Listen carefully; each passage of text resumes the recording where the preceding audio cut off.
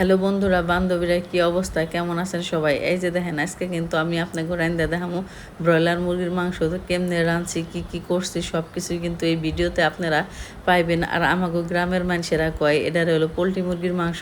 তো পোলট্রির মাংসটারে আমি কেমনে রাঁধছি এই ভিডিওটা কিন্তু আপনাদের সাথে শেয়ার করুম। এই যে দেখেন, রান্নার পরে যে কি সুন্দর লাগতেছে দেখে কিন্তু মনে হইতেছে যে এখনই খায়া ফালাই। এই যে দেখেন কি সুন্দর মানে লাগতেছে দেখতে। তাহলে নন যাই রান্দাটা শেষ করি, খালি তো কথা কইলেও হবো না, রান্ধনও তো লাগবো, তাহলে নন যাই রান্দাটা শেষ করি। এই যে দেখেন, রান্দার লিগে এই জায়গায় কিন্তু আমি প্রথমে মানে কড়াইটা গরম করে নিছি, তারপর হলো পরিমাণ মতো তেল দিয়ে দিলাম, তেল দিয়ে দিছি হলো গরম মশলা আর হলো এলাচ দিছি। তারপরে এই যে দিয়ে দিলাম আলুগুলো একটু লবণ দিয়ে হালকা করে নাইরা সেরা ভাইজা নিমু। আর আজকের ভিডিওটা যদি আপনাকে ভালো লাগে তাহলে অবশ্যই কিন্তু প্রথমে একটা লাইক দিয়ে ভিডিওটা দেখা শুরু করবেন। এই যে দেখেন, এই জায়গায় কিন্তু আমি একেবারে বাইটা নিছি, সেই বাটা আদা রসুনটা দিয়ে দিলাম। আদা রসুন বাটা দিয়ে আর একটু ভাইজা নিমু, কারণ আদা রসুনের একটা কেমন জানি একটা গন্ধ, সেই গন্ধটা বেশি ভালো লাগে না। তাই আর এই যে জায়গায় দিয়ে দিছি পেঁয়াজ আর হলো বাটা হলো কাঁচামরিচ। তো আর এই যে জায়গায় এখন দিয়ে দিলাম হলো পোলট্রি মুরগির মাংসটা ভালো করে ধুইয়া পরিষ্কার করে নিছি। এখন দিয়ে দিলাম লবণ, হলুদ, ধনিয়া গুঁড়া। তো এই যে দেখেন পরিমাণ মতো সব কিছু দিয়ে এই যে এখন কিন্তু নাইরা চাইরা ভালো করে একেবারে সুন্দর করে কষাই নিমু মাংসটারে। পোলট্রি মুরগির মাংসটা কিন্তু ভালো করে কষাইলে পরে বেশি স্বাদ লাগে। এই যে দেখেন, এখন কিন্তু আমি ডাইকা দিয়ে এই যে আবার একটু পর নাইরা চেড়ে দিমু, না হলে কিন্তু একেবারে পুইরা ছাই হয়ে যাবো গা।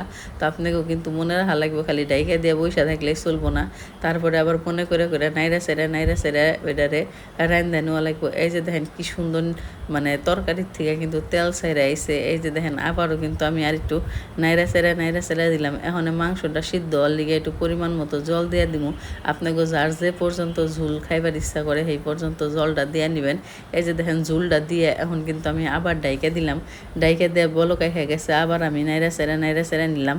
তো এই যে এমনি করে তরকারিটা রানলে কিন্তু খুব ভাল লাগে। আর এই যে জায়গায় দিয়ে দিলাম জিরা, এলাচ, গরম মশলা, এগুলো সব কিছু বাইটা নিছে, সেই বাটা মশলাটা দিয়ে দিলাম। বাটা মশলা দিয়ে কিন্তু আবার আপনাকে কতক্ষণ রান্না নিন লাগবে, দেওয়া মাত্র আবার নামিয়ে নিয়েন না, 2-3 মিনিটের মতো চুলার আঁচটা কমিয়ে নিয়ে রানবেন। এই যে দেখেন, আমার কিন্তু রান্নাটা হয়ে গেছে গা। আর আজকের ভিডিওটা আপনাকে কেমন লাগলো অবশ্যই লাইক, কমেন্ট, শেয়ার করবেন। আর মানে আমার ইউটিউব চ্যানেলটি সাবস্ক্রাইব করে দেবেন। আর টিকটক থেকেও যারা ফলো করতেছেন তারাও বেশি ফলো করবেন, শেয়ার করবেন। এই যে দেখেন কি যে সুন্দর লাগতেছে দেখতে। এই যে এমনি করে যদি আপনারা রাইন্দা খান তাহলে কিন্তু খুবই ভালো লাগবে। অনেক আছে পোলট্রি মুরগির মাংস খাইবার চান না, কিন্তু এই যে এমনি করে রাইন্দা খাইয়া দেখবেন কি যে স্বাদ লাগবে। সত্যি কিন্তু দেখতে অনেক সুন্দর হয়েছে। এই যে দেখেন, আজকের ভিডিওটা আশা করি আপনাদের কাছে ভালো লাগবো। খালি কুতকুতায় বৈশা ভিডিওগুলো দেখেন না, লাইক কমেন্টও কইরা যায়েন। এই যে দেখেন কি সুন্দর একটা ভিডিও শেয়ার করলাম। তাহলে আজকের মতো সবাই ভালো থাকবেন, সুস্থ থাকবেন।